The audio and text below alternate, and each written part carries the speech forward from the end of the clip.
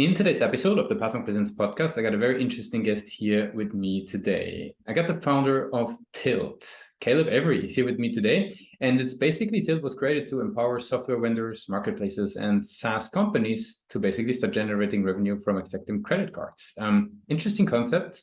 Very new angle to what's, or maybe at least on this show, a new angle to this purchase experience. So we want to really figure out what Tilt is all about and how Caleb is thinking about growth for the company. So Caleb, welcome to the show.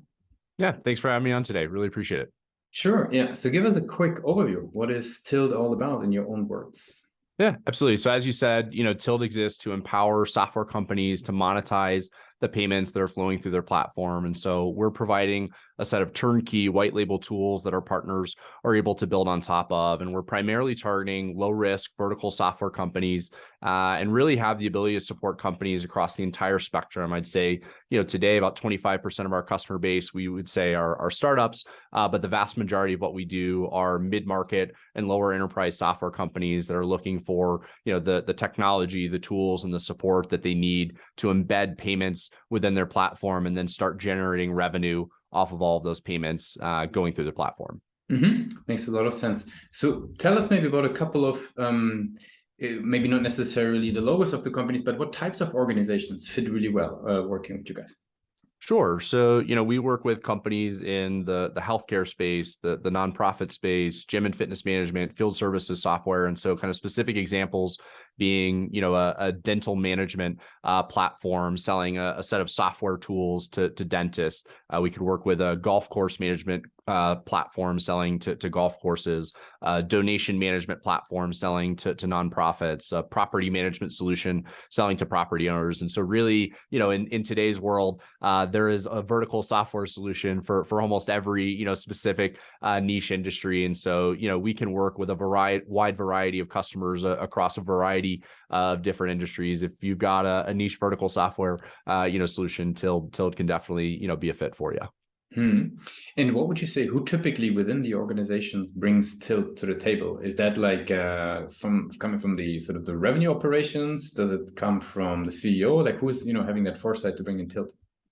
Great question. I think to an extent, it depends on the size of the organization. So, for more of the startups, oftentimes you'll have the founder that's reaching out, that's really interested in, how they can provide, the best experience and the best technology to their customers. But for some of our larger clients, more towards the enterprise end, it's typically somebody on the product side of the organization. A lot of these companies are actually starting to hire head of payments. And so if you've got a head of payments, that's typically, the person, that's reaching out to us. It also depends on who your current provider is. And so, oftentimes if a company is working with like Stripe or Braintree, it's somebody on the revenue side of the organization that's frustrated that they're not monetizing, those payments. Whereas, if you're partnered with one of the traditional legacy processors, you're probably already monetizing those payments, but you're frustrated by the technology and the experience. And so it's normally somebody on the technical or product side of the house that's reaching out. And so it kind of depends on the persona of the business and where they are, in their journey.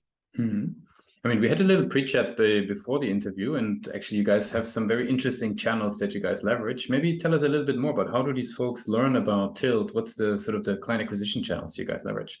Yeah, absolutely. So LinkedIn is a major part of the strategy, here at Tilt. Last year, when we were first getting started, we were almost 100% inbound or organic lead flow, really driven by a content marketing strategy. Over the last year or so, we've added a pretty sizable referral channel that now makes up almost half of our deal flow. But really, it's that inbound and then that referral, partnership that drives people to Tilt. The referral channel today primarily being ISOs, agents, and payment consultants. And so people involved in the traditional payment landscape that are excited to break into, the ISV and the software-led, payment channel. And so we're empowering those ISOs and agents to be able to effectively go sell and close, ISVs. And then we're getting a tremendous amount of deal flow, from these ISVs that are finding us, via LinkedIn and the content that we're putting out there. And I think what's pretty interesting from a B2B perspective is how educated these buyers are by the time they get to the conversation with Tilled, where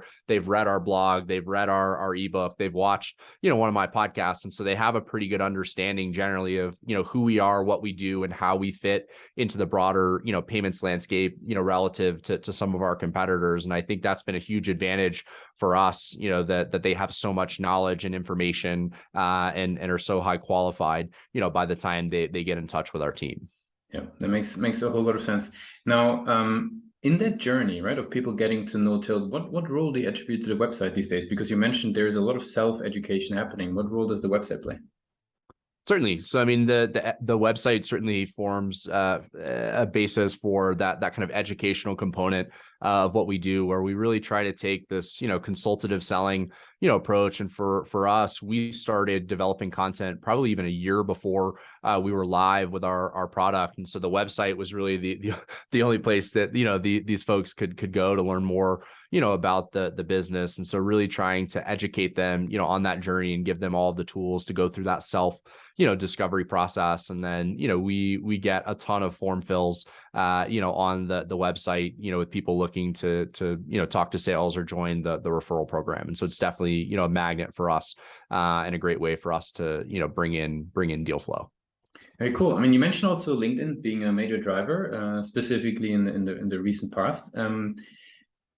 Maybe can you give one or two hints for, other founders looking to build out their profiles? I mean, it's a big topic, obviously, for a lot of people out there trying to build their voice and trying to generate demand in a way through LinkedIn. Like, what have you learned? Maybe a couple of key learnings that you think are key when going that route. Yeah, LinkedIn is a phenomenal channel. It's a phenomenal resource, but you kind of get out, what you put into it. And I think a lot of people have this misconception that, it's this overnight process to build, a following. If I create the perfect content, it's going to go viral. And for me, what I've learned over the last, 2.5 years building up a following on LinkedIn is that it actually takes a tremendous amount of time, consistency, and dedication to really see, the results that you want. And so if you're a founder out there, one, stick with it and get started today. Don't wait until your product is ready to start, putting the word out there about your business and what you're building. Start building that audience and finding your voice and figuring out, the kind of content areas that you're passionate about, and just start posting and building up, that audience, because it takes, quite a bit of time. But once you build it up, it can really be this unstoppable, force to drive your business forward.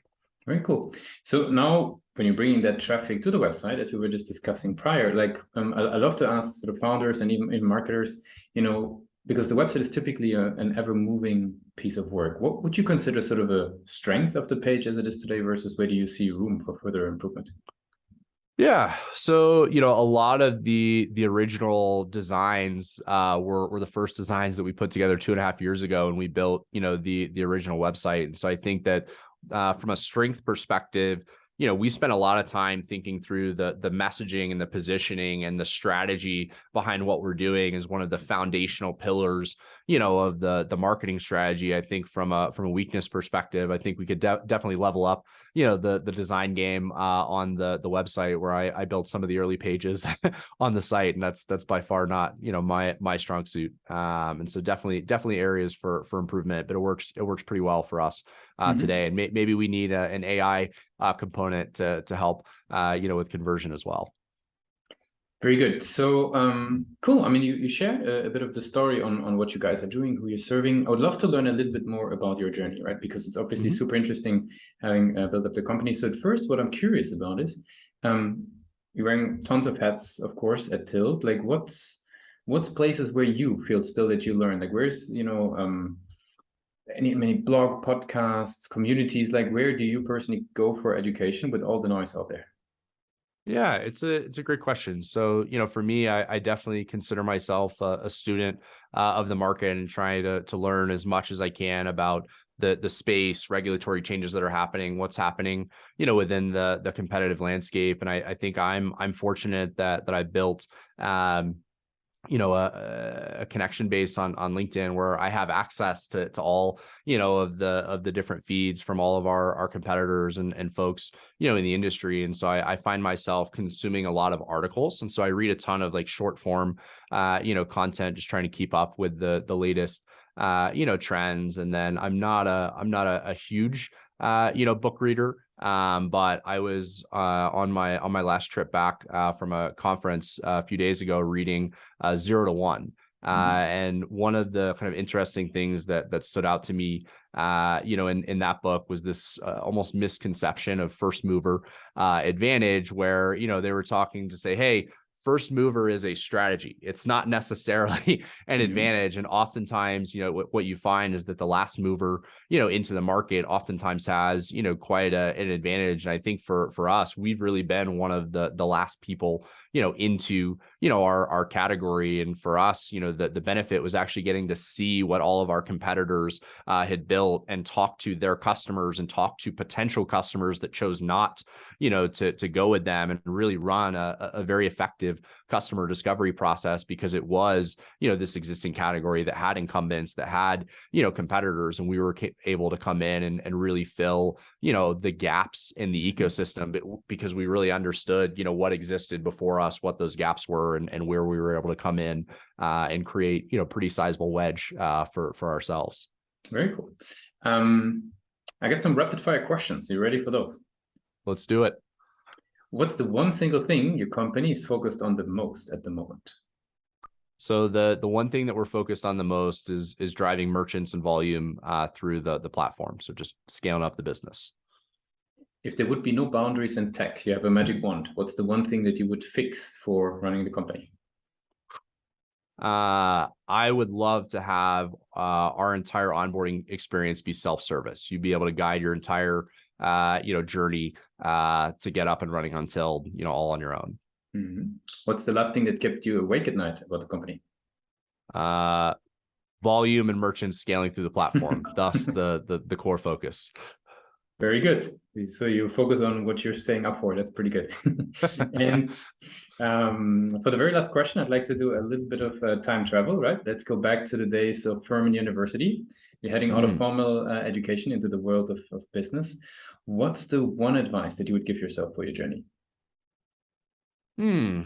I think I wish I spent more time thinking about consciously building my network in the early days. I think, at this point in the journey, I have a great network, but it wasn't really a focus for me earlier on in my career. And I met, a lot of great folks and had a lot of opportunities to meet, great people, but wasn't really as focused on building up that network. And I think now I appreciate the value of, the network that I built, but wish I'd started a little bit earlier on in the process.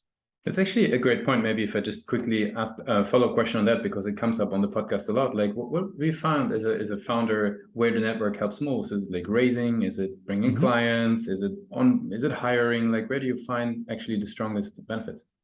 I mean, the reality is it's the combination of all of those things. And so, when you think about what does it take to build a business, it takes customers, it takes partners, it takes employees, it takes, investors. And so, for me, by having the right network, I can lean on the people that are experts or have, the right connections where, okay, we're struggling with, this specific, regulatory thing. Okay, great. Well, I've got a person who does that, for a living. Let me, get in touch, with them. Or, hey, we're struggling on this, specific hire. Great. Well, I've got, this network, and I've got, a friend that focuses on, customer success. Let me, reach out to him. And so I think the reality is it has the ability to help you, across the entire journey. And it really comes back to like, what's that focus?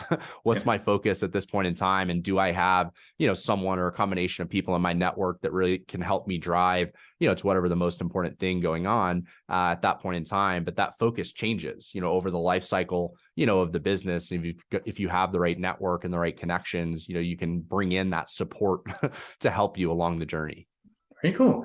Caleb, I really appreciate you took the time with us today to give us a glimpse into the world of Tilt. I want to give you the very last word. If somebody would be forgetting all that we discussed about Tilt, what's the one thing they should remember? Tilt exists to empower ISVs to monetize the payments going through your platform. And so if you're curious about how much money you can generate from all of the payments on your platform, reach out to us at Tilt. Thanks a lot for being a guest on Platform Presents.